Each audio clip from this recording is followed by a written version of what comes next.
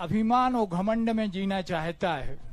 पहले आदमी स्वाभिमान से जीना चाहता था, आज पता नहीं क्या हो गया है कि आदमी एक दूसरे की बुराई करने के अलावा कोई काम और कुछ करता ही नहीं है। महाराज जी, इच्छा का समाधान। विनाशकालीन विपरीत बुद्धि। रावण का जब विनाश का समय आ गया था तो वह सत्य को जान रहा था, लेकिन अहंकार के कारण सत्य को स्वीकार नहीं कर रहा था। रावण को जब मंदोदरी ने समझाया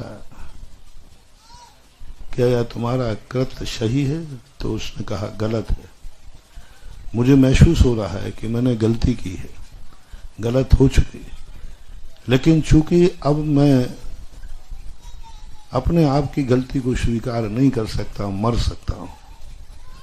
विभीषण ने उनको समझाया कि भाई कोई गलती हो जाती है, कोई बात नहीं, लेकिन रावण के मन में मान की इतनी तीव्रता थी, वो सब कुछ समझ गया था कि मैंने बहुत गलत किया, और ये भी समझ गया था मेरा नाश निश्चित है।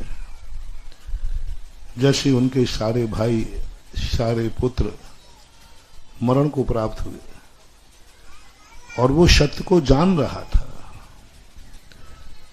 और ये भी जान रहा था कि नीति है कि सत्य के सामने समर्पित करने में कोई आपत्ति नहीं है, सत्य के सामने झुक जाने में कोई आपत्ति नहीं, उससे और प्रशंसा मिलेगी।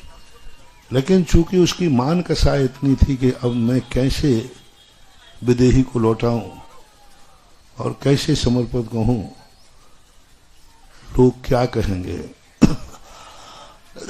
दो चीजें सामने आती हैं। एक तो व्यक्ति का अहंकार असत्य के ऊपर होता है। सत्यवादी कहीं अहंकार नहीं करता, सत्यवादी तुरंत झुकने को तैयार हो जाता है। सत्यवादी अपने आप, सत्यवादी की विशेषता होती है, वो सब जगह झुक जाता है, अपनी गलती नहीं होते हुए भी झुक जाता है, क्योंकि वो सत्यवान है।